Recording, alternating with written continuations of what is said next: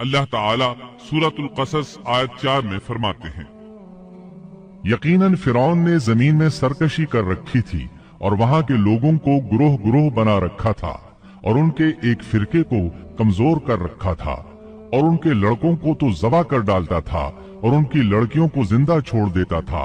بلا شک و شبہ وہ تھا ہی فساد کرنے والوں میں سے۔ اس نے لوگوں کے گروہ اور جماعتیں بنا رکھی تھی۔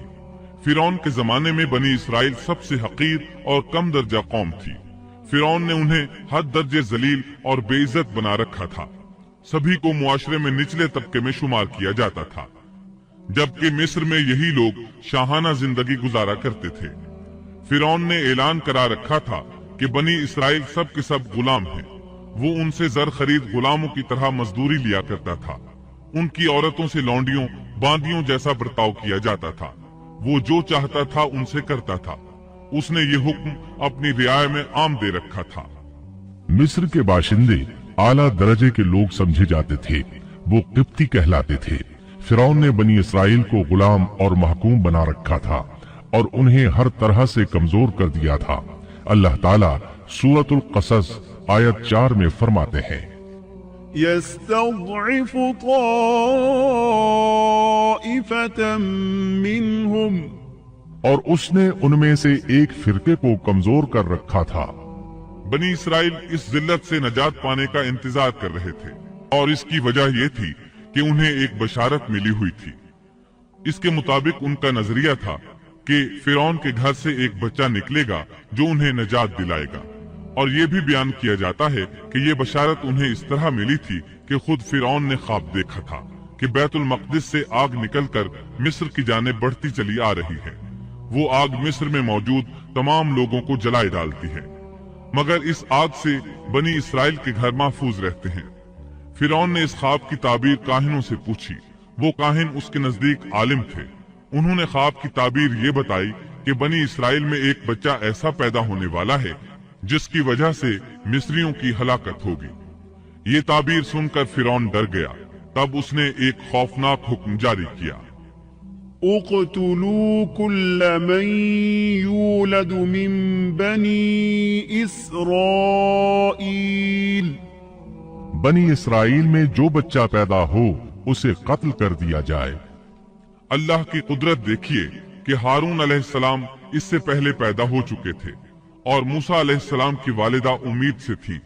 فرعون نے اپنا حکم یوں جاری کیا تھا کہ اگر ان کے ہاں بیٹے پیدا ہوں تو انہیں قتل کر دو، بیٹیاں پیدا ہوں تو انہیں زندہ چھوڑ دیا جائے۔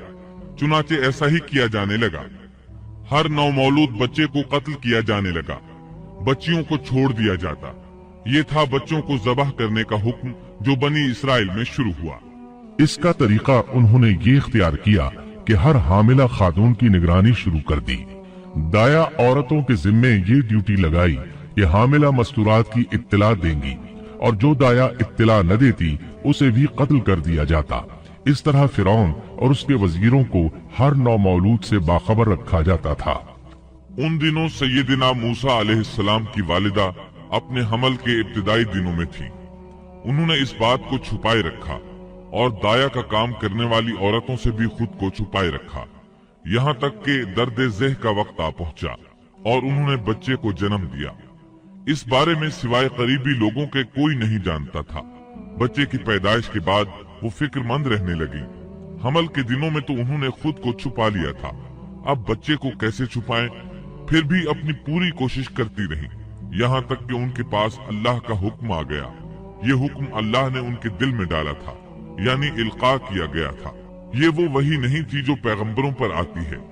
سورۃ القصص آیت 7 میں ہے، وَأَوْحَيْنَا إِلَىٰ أُمِّ مُوسَىٰ أَنْ أَرْضِعِيهِ فَإِذَا خِفْتِ عَلَيْهِ فَأَلْقِيهِ فِي الْيَمِّ وَلَا تَخَافِي وَلَا تَحْزَنِي إِنَّا رَادُّوهُ إِلَيْكِ وَجَاعِلُوهُ مِنَ الْمُرْسَلِينَ۔ اور ہم نے موسیٰ کی ماں کو وحی کی کہ اسے دودھ پلاتی رہ، اور جب تجھے اس کی نسبت کوئی خوف معلوم ہو तो इसे दरिया में बहा देना और कोई डर खौफ या रंज गम न करना, हम यकीनन इसे तेरी तरफ लौटाने वाले हैं और इसे अपने पैगंबरों में बनाने वाले हैं। मतलब ये था कि जब तफ्तीश और तहकीक शुरू हो या खतरात बढ़ जाएं तो इसे दरिया में डाल दें। इमाम अस्मई रहमतुल्लाह अलैह ने एक बच्ची को चंद अशार गुनगुनाते सुना तो कहने लगे, इन अशार में कितनी फसाहत है। उस बच्ची ने इनकी बात सुनकर कहा, अल्लाह ताला के इस फरमान के बाद कोई फसाहत बाकी नहीं रह गई।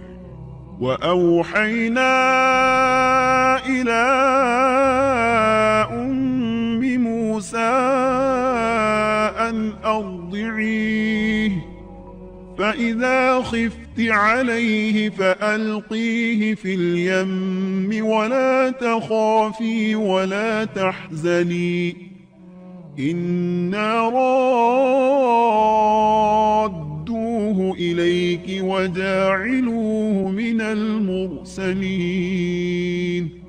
इस आयत मुबारका में बैक वक्त दो खबरें, दो अहकाम, दो हुक्म इम्तिनाई और दो बशारतें हैं। यानी हमने मूसा की माँ को वही की कि इसे दूध पिलाती रहे। ये दो खबरें हैं। और जब तुझे खौफ महसूस हो तो इसे दरिया में बहा दे। ये दो हुक्म है, कोई खौफ न खा और कोई गम न कर, ये दो इम्तिनाई हुक्म हैं। हम यकीनन इसे तेरी तरफ लौटाने वाले हैं और इसे अपने पैगंबरों में से एक पैगंबर बनाने वाले हैं। ये दो बशारतें हैं। और फिर वाकई तलाश शुरू हो गई। बनी इसराइल पर सख्ती की गई। मूसा अलैहिस्सलाम की माँ ने अल्लाह के हुक्म के मुताबिक बच्चे को संदूक में रखा और दरिया में छोड़ दिया। साथ ही मूसा अलैहिस्सलाम की बहन से कहा, तू भी इसके पीछे पीछे चलती जा। चुनाचे वो दरियाए नील की मौजों में चले और उनकी बहन किनारे किनारे चली, अपने भाई की निगरानी करती जा रही है कि दरिया में डालने के बाद क्या बनता है। अल्लाह ताला सूरतुल कसस आयत 11 में फरमाते हैं, وقالت لأخته قصيه فبصرت به عن جنب وهم لا يشعرون। मूसा की वालिदा ने उनकी बहन से कहा, तू इसके पीछे पीछे जा। तो वो उसे दूर ही दूर से देखती रही और फिरौनियों को इसका इल्म भी न हुआ। संदूक बहता हुआ फिरौन के महल्लात के करीब आन ठहरा।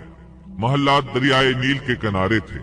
अल्लाह ताला सूरतुल कसस में फरमाते हैं, आखिर फिरौन के आदमियों ने संदूक उठा लिया। आखिरकार यही बच्चा उनका दुश्मन हुआ और उनके रंज का बायस बना। अब वो इसकी भलाई चाह रहे हैं, लेकिन वही फिरौनियों के लिए वबाल जान बनने वाला था। अल्लाह सूरतुल कसस आयत 8 में फरमाते हैं, إن فرعون وهامان وجنودهما كانوا خاطئين۔ कुछ शक नहीं कि फिरौन और हामान और उनके लश्कर थे ही खताकार। फिरौन की बीवी ने फौरन पहचान लिया कि ये बच्चा बनी इसराइल में से है। चुनाचे उसने कहा, وقالت امرأة فرعون قرة عين لي ولك لا تقتلوه عسى أن ينفعنا أو نتخذه ولدا وهم لا يشعرون۔ और फिरौन की बीवी ने कहा, ये तो मेरी और तेरी आंखों की ठंडक है, इसे कत्ल न करो। बहुत मुमकिन है ये हमें कोई फायदा पहुंचाए या हम इसे अपना बेटा ही बना लें। और ये लोग शऊर ही नहीं रखते थे। मतलब ये कि इस पूरे मामले में अल्लाह ताला की तदबीर से उन्हें आगाही नहीं थी। इस पर फिरौन ने कहा, ये सिर्फ तेरी आंखों की ठंडक है, मेरी नहीं। मैं नहीं चाहता बनी इसराइल का कोई बच्चा मेरी निगरानी में पले, लिहाजा ये सिर्फ तेरी ही आंखों की ठंडक है। इब्ने अब्बास रजी अल्लाह अन्हुमा फरमाते हैं, अगर फिरौन ये बात कह देता कि ये मेरी भी आंखों की ठंडक है तो अल्लाह ताला उसे हिदायत दे देता, लेकिन उसने यूं कहा, ये सिर्फ तेरी आंखों की ठंडक है, मेरी नहीं। और फिर हुआ भी यही। मूसा अलैहिस्सलाम आसिया की आंखों की ठंडक बन गए, फिरौन की आंखों की ठंडक न बने।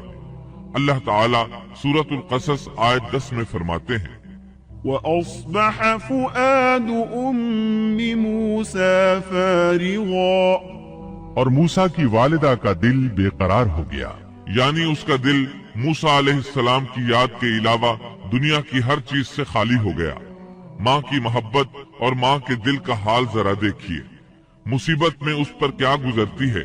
وہ مہربانی جو ماں کے دل میں ہوتی ہے، وہ محبت جو صرف اسی دل کا خاصہ ہے، ہم مردوں کی جماعت اس کیفیت کو نہیں جانتی جو مصیبت کے وقت ماں کے دل پر گزرتی ہے۔ چنانچہ اللہ تعالیٰ فرما رہے ہیں اور موسیٰ کی والدہ کا دل بے قرار ہو گیا، یعنی موسا علیہ السلام کی محبت کے سوا اس دل میں اور کچھ نہ رہا۔ ہر وہ چیز جو اسے دنیا میں پیاری تھی موسا کی محبت پر غالب نہ آ سکی، بس دل میں موسا ہی موسا تھے۔ اللہ تعالیٰ سورۃ القصص آیت 10 میں فرماتے ہیں، إن كادت لتبدي به لولا أن ربطنا على قلبها لتكون من المؤمنين۔ قریب تھیں کہ اس واقعے کو بالکل ظاہر کر دیتی اگر ہم ان کے دل کو ڈھارس نہ دے دیتے، یہ اس لیے کہ وہ یقین کرنے والوں میں رہے۔ اب دیکھیے اللہ تعالیٰ کے کام، ان کے نور چشم کو کس طرح ان کی طرف واپس لوٹایا۔ بچہ جب محل میں پہنچا تو اس نے دودھ کے لیے رونا شروع کر دیا۔ اس کے پاس دودھ پلانے والیاں لائی گئیں، لیکن بچے نے کسی عورت کا دودھ نہ پیا۔ آخر وہ بچے کو اٹھا کر باہر لائے۔ اللہ آیت 12 میں فرماتے ہیں، وحرمنا عليه المراضع من قبل۔ اور ان کے پہنچنے سے پہلے ہم نے موسیٰ پر دائیوں کا دودھ حرام کر دیا تھا۔ جو عورت بھی آپ کو دودھ پلانے کی کوشش کرتی ناکام ہو جاتی۔ اب ظاہر ہے یہ رکاوٹ تو اللہ تعالیٰ کی طرف سے تھی، کوئی دودھ پلانے میں کامیاب ہو بھی کیسے سکتی تھی۔ ادھر موسیٰ علیہ السلام کی بہن دور کھڑی یہ سب دیکھ رہی تھی۔ سورۃ القصص آیت 12 میں ہے، فقالت هل أدلكم على أهل بيت يكفلونه لكم وهم له ناصحون۔ یہ کہنے لگیں، کیا میں تمہیں ایسا گھرانہ نہ بتاؤں جو اس بچے کی تمہارے لیے پرورش کرے اور ہوں بھی وہ اس بچے کے خیر خواہ۔ انہوں نے پوچھا، اے بچی تو کیسے جانتی ہے کہ وہ اس بچے کی خیر خواہی کریں گی؟ بچی نے جواب دیا، اس لیے کہ وہ ایک غریب گھرانہ ہے۔ جب انہیں معلوم ہوگا کہ یہ بچہ فرعون کے گھر سے آیا ہے تو انہیں انعام و اکرام ملنے کی امید رہے گی۔ اس گھر میں ایک نیک سیرت خاتون ہے، وہ اس بچے کو بخوشی دودھ پلانا قبول کرے گی۔ انہوں نے کہا، چلو ٹھیک ہے۔ چنانچہ آپ کی بہن انہیں گھر لے آئی۔ والدہ محترمہ نے بچے کو دودھ پلایا تو آپ نے فوراً دودھ پینا شروع کر دیا۔ سیدہ آسیہ نے ان کی طرف پیغام بھیجا کہ وہ محل میں آ جائے اور جب تک بچہ دودھ پیتا رہے وہ اس کے پاس محل ہی میں رہے، لیکن موسیٰ علیہ السلام کی ماں نے انکار کر دیا۔ انہوں نے کہا، میرے اہل و عیال ہیں، میرے خاوند بھی ہیں، لہٰذا ان کے ہوتے ہوئے میں گھر نہیں چھوڑ سکتی۔ اب چونکہ بچے نے کسی اور کا دودھ پینا قبول نہیں کیا تھا اس لیے وہ خود بچے کو لے کر آتے تھے۔ اس طرح موسیٰ علیہ السلام کی والدہ کا بے حد احترام ہونے لگا۔ فرعون کے ہر کارے تحفے تحائف ان کے گھر لانے لگے۔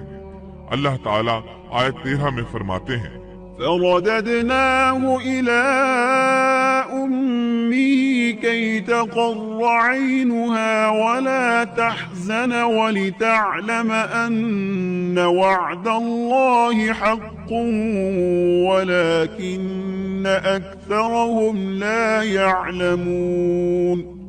پس ہم نے اسے اس کی ماں کی طرف واپس پہنچایا تاکہ اس کی آنکھیں ٹھنڈی رہیں اور آزردہ خاطر نہ ہو، اور جان لے کہ اللہ کا وعدہ سچا ہے لیکن اکثر لوگ نہیں جانتے۔ اس طرح موسیٰ علیہ السلام شاہی محل میں پلنے بڑھنے لگے، یہاں تک کہ 18 سال کے خوبرو نوجوان ہو گئے۔ اللہ تعالیٰ آیت 14 میں فرماتے ہیں، وَلَمَّا بَلَغَ أَشُدَّهُ وَاسْتَوَىٰ آتَيْنَاهُ حُكْمًا وَعِلْمًا وَكَذَلِكَ نَجْزِي الْمُحْسِنِينَ۔ اور جب موسیٰ اپنی جوانی کو پہنچ گئے اور پورے توانا ہو گئے تو ہم نے انہیں علم و حکمت عطا فرمایا، نیکی کرنے والوں کو ہم اسی طرح بدلہ دیا کرتے ہیں۔